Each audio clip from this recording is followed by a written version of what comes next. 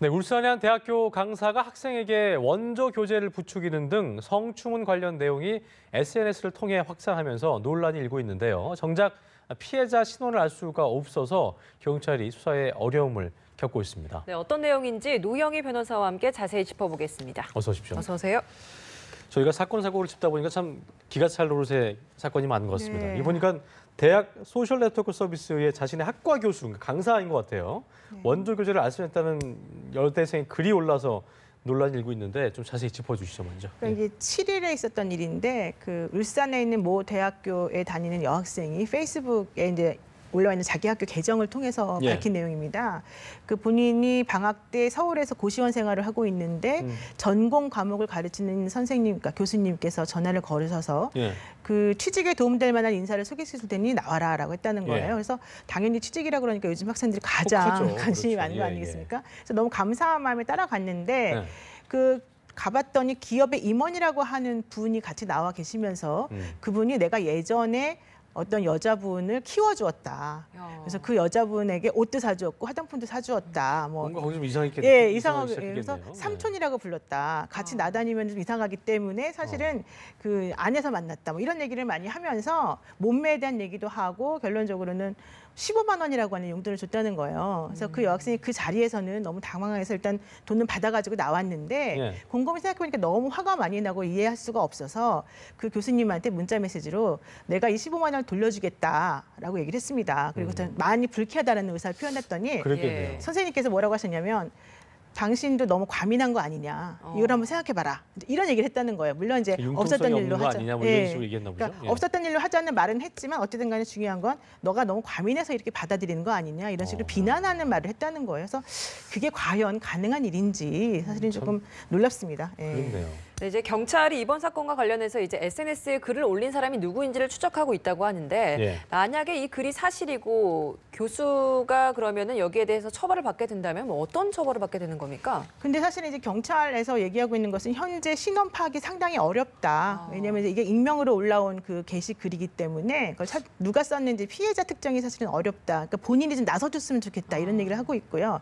또 이제 설령 그게 사실이라 하더라도 그 교수가 그냥 식사 자리에서 나는 그냥 밥을 같이 먹자는 취지의 얘기였었던 것이다. 뭐 이런 식으로 얘기를 하게 되면 사실은 그 부분 관련해서는 실제적으로 피해를 당한 게 없다면 정황상 그렇지만 만약에 안 그렇다면은 그러니까 기분이 나쁘니까 성희롱 정도의 이제 그런 기분은 그 안 좋은 건 있을 수 있지만 사실은 실제 처벌 규정이 없어요. 왜냐하면 성희롱이라고 하는 것이 처벌이 되려면 직장 내에 그런 그 관계에 있는 사람들끼리 이루어져야 되거든요. 근데 이거는 교수와 학생 사이에 일어난 일이기 때문에 직장 내에서의 성관계, 그러니까 성희롱이라고 볼 수는 없지 않습니까? 그러니까 만약에 교수 대 교수 간에 벌어진 일이다. 그렇게 되면 직장 같이 다니는 사람들끼리의 관계이니까 그게 가능한데 그게 아니기 때문에 아마 성희롱으로도 좀 처벌되지 어렵지 않을까 궁금한 생각이 들어요. 거는 둘 간의 대화를 A는 했다고 그러고 B는 안 했다고 그러고 녹취는 없고 그런 경우는 또 어렵지 않아요? 처벌하기가 어렵지 않아요? 그런 경우 처벌하기 어려움에도 불구하고 요즘 성폭력 관련된 사건은 그런 경우가 상당히 많기 때문에 그 일반적으로 법원에서는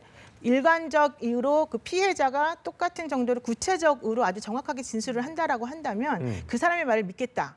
왜냐하면 그 사람이 그렇지 않고서는 이런 식으로 문제를 크게 만들 일이 없지 않느냐. 이제 이런 태도를 취하고 있습니다. 궁금한 게 이제 굳이 왜 자기의 신원을 밝히지 않았고 또 SNS의 파급력 때문인지 모르겠습니다만 경찰에 신고를 하지 않고 SNS상에 이런 뭐 익명의 성범죄 고발이 늘어나고 있다는 것도 조금 의아하긴 한데 이 부분은 어떻게 좀 제가 짚어봐야 될까요? 근데 이제 학생들 같은 경우 SNS상에다 글을 올리는 것이 훨씬 더 안전하죠. 왜냐하면 본인이 만약에 그 사람을 특정해가지고 경찰에 고발이나 고소 조치 같은 것들을 하게 된다면은 자기가 주목이 되고 자기가 특정이 되거든요. 그러면 오히려 2차 피해가 발생할 가능성이 조금 많고요. 또 실제로 조사를 하는 과정 중에서 정말로 네가 한 말이 사실인지 아닌지 따져보자라고 하면서 그 학생에게 대해서 여러 가지 좀 곤란한 상황을 좀 연출할 수 있기 때문에 사실은 그 부분을 제일 싫어하는 것 같고 또 제일 문제는 이게 그렇게 했는데 무혐의 처분이 났을 때 그때 이제 그 사람들이 뭐 감당할 수 있는 그런 상황이 아니기 때문에 아마 이런 것 같고요.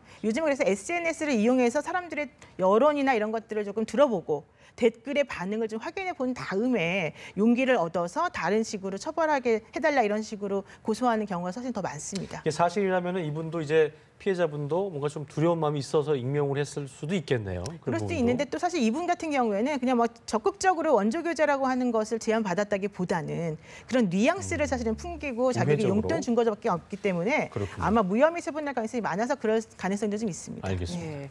학교 내든 직장 내든 갑을 관계를 이용한 성문제가 좀 많이 이제 그렇습니다. 흉하게 맞습니다. 나타나고 있는 것 같습니다. 예. 네, 다른 주제를 좀 짚어보도록 하겠습니다. 경기 안양에서 20대 여성이 개를 데리고 산책을 하다가 입을 막지 않았다는 이유로 예. 뺨을 맞은 사건이 있다고 해요. 이거 그렇죠. 어떤 사건입니까? 그것도 황당했겠어요. 예, 이것도 참 그러니까 이번에 그 문제가 됐던 대형 그 개로 인해서 물린 사망한 사고가 사건, 있었죠. 예. 네, 그 사건 때문에 이제 이런 일이 벌어진 것 같은데요. 지난 6일에 그 오후 밤 9시 정도죠. 경기도에서 있었던 일인데 그 20대 여성인 A 씨가 자기가 키우는 그 시베리안 허스키라고 하는 개를 데리고 산책을 하다가 입마개를 하지 않았다는 이유로 그 같은 여성인 아주머니로부터 이제 질책을 당했습니다. 그래서 이 개는 맹견이 아니기 때문에 목줄만 하면 된다라고 설명을 했는데도 불구하고 자기를 50m 넘게 쫓아오면서 뺨을 한 대 때리고 갔다. 그래서 112에 신고를 했다는 것인데 네. 이제 이게 시베리안 허스키라고 하는 것은 사실은 덩치가 조금 있기 때문에 예, 아마 그 되게 아주머니 크잖아요. 예, 그 예. 아주머니 입장에서는 이거 맹견인데 왜 요즘에 위험하게 개를 데리고 다니냐라는 식이었던 것 같아요. 예, 보니까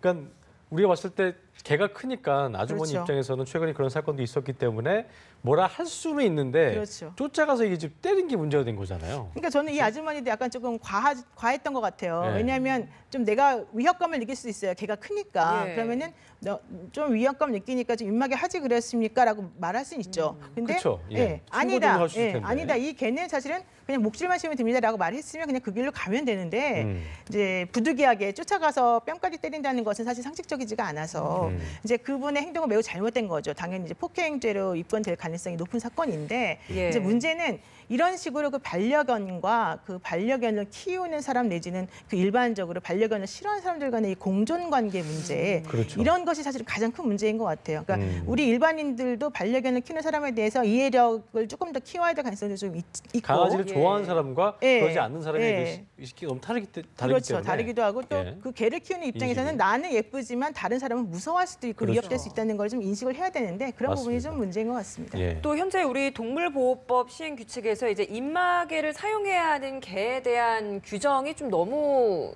허술하게 되어 있다는 부정적인 시각도 또 있었고 또 이번에 또 김영록 농림축산식품부 장관이 뭐 모든 대형견에게 입마개를 하는 등 뭐 관리를 강화하겠다라 이야기를 했는데 지금 이 시베리안 허스키도 그렇지만 대형견이라고 해서 다 맹견은 아니잖아요. 이런 부분도 그렇죠. 좀 많이 허술한 그렇습니다. 네, 허술한 그러니까 뭐 부분이 있는 것 같습니다. 개를 당연히 그냥 크기라던가 뭐 몸무게라던가 이런 것만 기준으로 해가지고 맹견으로 분류할 수는 없는 건데 이제 물론 이제 덩치가 크면 조금 더 위협감을 느낄 수는 있지만 그 개의 성격에 따라서 사실은 그 분류는 조금 달라져야 된다. 이게 이제 일반적으로 얘기되는 거죠. 지금 그래서 김영록 장관이 말한 것도 문제가 되지만 지금 문제가 되는 게 또 경기도 그 남경필 지사가 만든 그 경기도 조례안도 사실 문제가 되고 있습니다.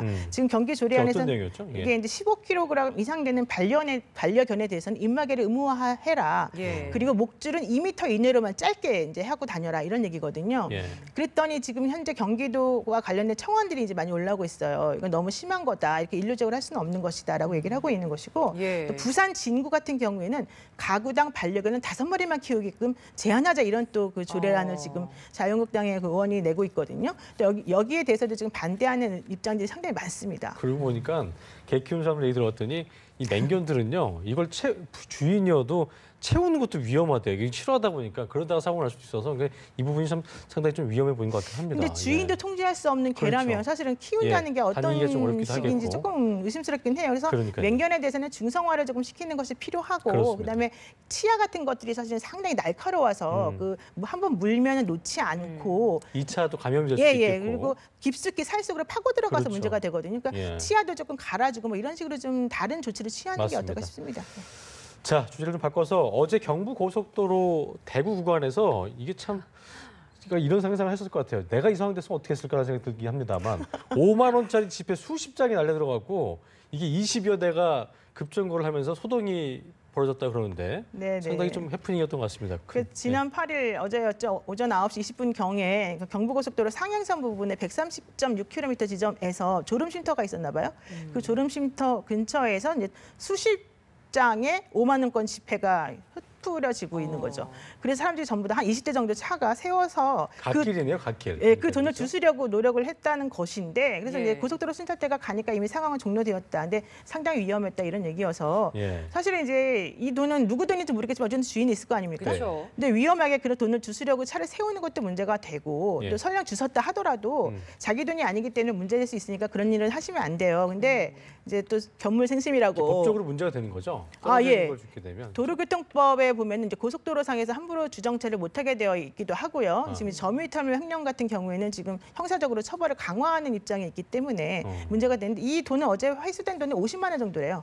근데 이게 검은색 큰 가방이 떨어지면서 거기서 나온 것으로 보인다. 일부가 빠졌는 거다. 예, 예. 근데 가방 주인이 아직 안 나타나고 있다는 거예요. 회수된 게 50만 원인 거고 주워간 게 또 더 있은 거면은 돈이 더 있을 뭐 수 있는 그럴 거죠. 수도 있죠. 근데 이제 CCTV 분석해 봐도 예. 누가 가져간지 모르기 때문에 더 이상 수사가 가능할지는 모르겠는데 어쨌든 도로교통법 상으로는 64조에 의하면은 특별히 위험하거나 뭐 허용된 경우가 아닌 이상은 함부로 주차나 정차를 하면 안 된다라고 되어 있으니까 예. 조심하는 게 맞겠습니다. 네, 이번 사건 같은 경우에 다행히 아무 사고 없이 마무리가 됐습니다만 그래서 해프닝으로 끝이 났습니다만 이러다가 이제 더 큰 사고로 2차, 3차 피해까지 이어질 수 있기 그렇죠. 때문에 이런 것들은 좀 주의할 필요가 있을 것 고속도로는 같습니다. 특히 속도가 엄청나게 높잖아요, 예. 기본적으로. 그러니까 100km가 기본이기 때문에 사실은 앞차가 갑자기 조금만 속도를 늦춰도 사실은 추돌 사고가 나기 때문에 조심해야 됩니다. 소유자가 안 나왔으면 그냥 이대로 그냥 미상인가요? 그냥? 소유자가 안 나타나면 경찰에서 이제 그 가방과 그 회수된 돈을 보관하고 있다가 국고로 나중에 이제 아하. 보관하게 됩니다. 그렇군요. 알겠습니다. 지금까지